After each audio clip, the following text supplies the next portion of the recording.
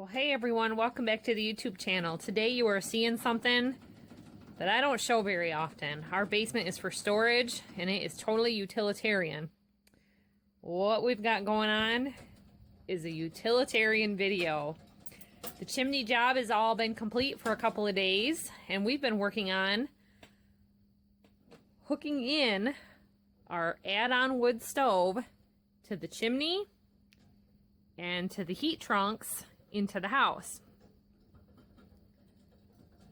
So you can see here, we have just rolled out carpet. We decided we didn't want carpet underneath this, but he didn't want it just in direct contact with the concrete floor either. So to keep it good and hopefully it'll help with any moisture, he's got this masonry cement board that you can get for like your shower enclosure. Here's everything. It came with a double fan system. He thinks we're only going to need one for the size of our house. This is made for about 3,500 square feet. 2,500, but there's people on YouTube that have 3,000. One guy had a 3,000 square foot house and his 2-car garage in addition to that, and he said it did it so easy that he had to put a switch on a second fan because it was too much. So okay, it's really good apparently. So we had to kind of work out some kinks as far as this has been a kid's playroom and then all their excess clothing and storage has been here. So if you see stuff in the background, it's toys. The kids play with their tractors and Legos down here, but this has all been, we already had an opening here because there was originally a oil furnace and probably oil water heater. And so we've got another opening here. Oh, there goes my screen door. So that we can tie in a wood or an oil heat water heater at some point. This is the geothermal furnace system and electric water heater that ties into that. And we're a big family, so we use too much electricity when it comes to the water. He completely made this. I went to Menards the other day and got him 24 by 36 inch sheets of this. He did this bend all on his own. This helps with the vibration so that it doesn't just shake and rattle. The reason for this is it's made with an 8-inch duct opening here, and they give you 2 collars for it so you can just go up and tie into different zones into your house. You could probably do hot and cold, couldn't you? Huh? Is that how it's designed? What's that? The 2 openings at the top. We decided more heat would come out. Oh, they just give you 2 8-inch round with those, see those collars right there? Yeah. To just use round pipe, but I thought, well, we've got a break and a shear, and we had these little connectors and all these left over, so I just made So I had mentioned in the past that we had auction stuff. We had gone to auctions when we first got our farm, and maybe before. He had the trouble that we had with this is that it was 28 inches apart, so that's why he had to make this, and it was 24 by 36. So he put the 36, he cut it, did everything he needed to do. His connectors that he had were extra long. I think they were 3 or 4 feet long. So he had everything he needed for that and was able to completely fabricate this. I think I had to leave the house almost every day for him to get parts. This is the Hotblast, and I can tell you what the model is. I know it's got some 5s in it. I don't remember everything. Let's see what he's got going on here. Oh, there it is. So this is its Maiden Run. I'm going to run upstairs and see if we can see any smoke coming out of the chimney. So I was just walking through the kitchen and I remembered I would tell you what model number it is. It's a 155 SM and it does 2,500 square feet. Now the nice thing about this stove, it is wood or coal. Now we don't want to have to buy and bring in coal, but the kids do want to have a coal fire just to say that they've done it at some point in their lifetime, because how many people can say that, right? Now, you know, we do have the maple woods. There's oak and cherry and all kinds of other woods out there. There's hickory and who knows what else. We've got a lot of cottonwood around here. But because we do maple syrup, we clean up the maple woods, we leave any of the pole wood on the lane, and we'll be burning that up first. Now, it was 70 and 80 degree days in the last 3 days, but it was like 45-ish or maybe 50 last night. It's dropping again colder, and this is the reason why we're always able to do maple syrup so late. A lot of our maple woods is on a slope, and they don't get as much sun, so those taps a lot of times don't get pulled until April 15th. That's usually our push date. So we're at the very end of our season, and I know I haven't filmed any of that stuff because it's been absolutely crazy, but dual purpose with the wood stove. We have the woods, we're already cutting wood because we have a wood-fired maple syrup evaporator, so now we're having a wood-fired add-on furnace. Now, if I can just look into finding a wood-fired water heater, we'll be all set and converted to wood, and we won't be giving so much money to the electric company because we're generally around $230 to $270 between any excess of the geothermal because of the water heater, the dryer, and pumping water to the cows. So it's getting a little late, and the reason we are testing this out today is it was supposed to get up to 70 degrees today. It was in the 60s yesterday. But it has been 30, 32, 45, and it's supposed to be about 40 degrees tonight. We're going to heat the house tonight with this. For the whole night or just part of it, you think? The whole night, but we wanted to start it today to see if it's got good draft on a warm day, because that's when it's hardest for them to get natural draft, and it's doing it. So, good chimney. So because it's not super cold, we're seeing, see that smoke rising up? Just a good natural draft. That's great. We haven't done the chimney topper. That's the bib that was in the last video right up there. We are going to do a homemade instead of the stainless steel topper. We cannot find the size that we need because you could only get it set like 2 flues together going up 1 set of blocks or something. It was really an unusual deal, and this seems like it would be standard. Smaller blocks maybe. Well, anyways, instead of having somebody else custom make it for us for several $100s, we got a free fuel oil tank, and we're going to do it with that. So it's drafting.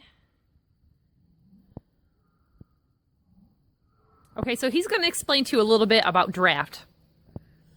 I wanted to test it today. Basically, right now, it's 60 degrees in the basement and 60 degrees outside. So it's the worst time for the performance of a chimney because it's harder. That's why some chimneys don't work at all in the spring and fall, and people have to go to another heat source because they just lose all their draft. Well, we've got smoke coming right up 4 or 5 feet out of the chimney on its own. The reason being, say you've got a 60 degree basement and it's 30 below outside, that air wants nothing more than to go right up out of the chimney, so your natural, it's easy to get draft. Well, today it's hard to get draft because all you have is the temperature. So anyway, as soon as we lit the new furnace for the first time, we came out and checked, and it was smoke just shooting. So we know the chimney, the way I did the elbows and the angle of the chimney connector and all that worked out because it's not trying to stay in the basement or come back out the door or out the draft door, nothing. So it's working. So how does the barometric draft thing work to not let smoke in the basement? When your chimney and flue gets warm and it's really cold outside and you have a really good fire, your draft gets stronger and stronger. It's not the same all day. It depends on the temperature outside and the temperature inside and what you're burning and how much air you give, how much combustion air you give the flame. So what the barometric does is it's a weighted door, and when your chimney starts pulling too hard and your draft goes up over, well, like 0.005 inches of water, really, really good draft, then what you're doing is you're sending perfectly good heat that should be held back and scavenged in your furnace. Your draft is so good it's pulling the heat out before the fan can blow over it and put it in your home. So you're wasting wood. So the draft opens that weighted door and pulls some 60 degree air out of your basement instead of pulling heated air that's hundreds of degrees that's supposed to heat your house. So that door will slowly open, and then you can do a draft check and see and make sure as that door opens that the draft over the fire should always be about the same. And that's what the barometric does. Okay.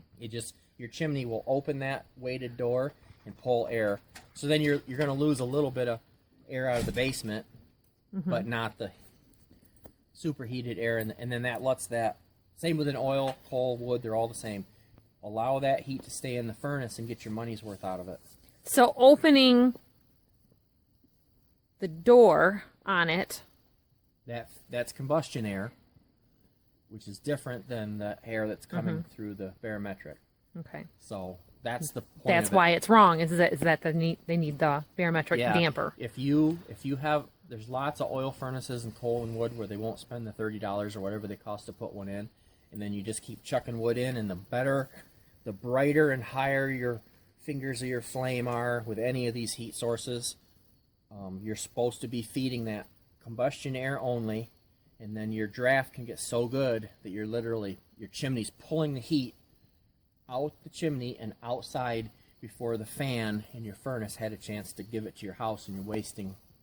Just going straight up. No wood is free. Look at the time and the chains and the oil and the gas to get the wood here and splitting it and then they just send it out the chimney because their draft is so good.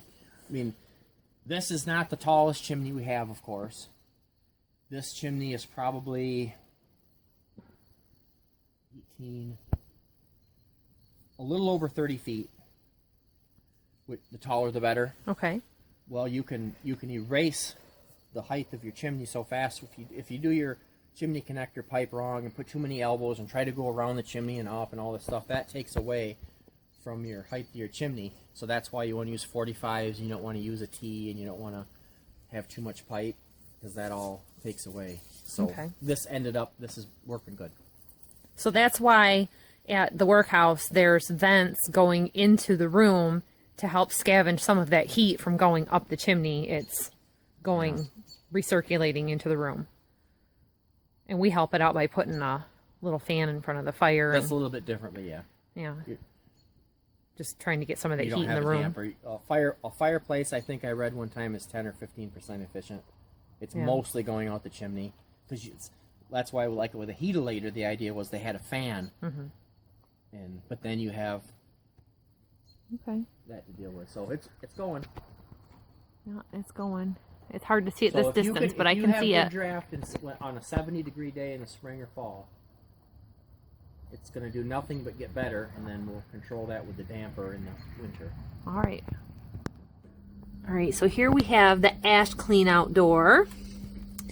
And I give you an ash handle for it. We actually got this at the end of the season several years ago, and I think it's been sitting down in the basement for maybe 8 years. Take that off. He decided that this was a good spot to put it because then he was able to go straight up with the trunk. Because of hand making it, we really had a heck of a time trying to figure out where I guess that he wanted to put this, because you can see right here, this is one of the beam supports for that load-bearing wall upstairs. And I can't get this all off. I'm going to put a bumper or like a felt pad on that post because it bumps right up here.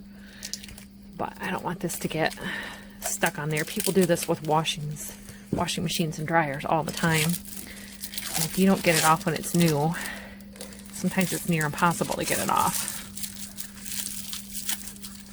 I was asking him outside before we came back in about, I'm super huge on the whole fire thing, and that's why I've been getting on the kids about cleaning up down here. He's going to build a firewood rack to keep here so that we can keep it swept.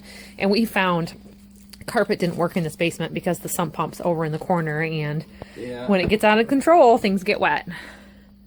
His barometric damper was sticking really bad, so he had to lubricate it a little bit. And it was wide open because from the factory the weight was already all the way this way, so it's open and too easy. Okay. So See here, it just all ties in. That'll go up into the main part of the house. We put in a 200-watt bulb right above where I am, and everything for that. You put in a switch here to be able to turn it on and off. Switch here to run the fans on the back of it. And then it switches from there to the armored cable going down to be able to power the fans in the back. I was saying I'm super big on the whole fire safety issue. I put this here last year or the year before. October is Fire Safety Month, and I didn't discuss that this last year. Things get kind of crazy, and we just had to keep on with our own maintenance. But tell me about the issue with the CO2 detector, because we haven't had to have one because we don't have your traditional heat. The geothermal doesn't have a heat exchanger to have trouble with. If you didn't have good draft or screwed up chimney or something, or blockage, and it put some emissions back in the house, it would go off. Okay. But if you want to get one, that's fine. But well, we've got a lot of cleanup and things to do. You can see I've got my pantry on the other side of the chimney, and it's an odd basement because there's a utility in every corner. The sump pump's in one. Of course, this heat and water heater's all in the center. The wash machine's over in that corner. The well pump's behind me, and when they put in the water softener, they put it right in the middle over here. So we're going to bump that over up against the wall to get it out of the middle, because they tapped into the pipes up above, and we walk into them all the time. And that's all like my canning material stuff and things that we're not needing for processing cider and different things. So I'm full up on mason jars right now. And they're going to all gradually get put into our dry storage room on the other side of the basement as they get canned. The kids were talking about their gardens and what they're going to grow and what they're going to can. So this is the Maiden Run on the new Hotblast stove.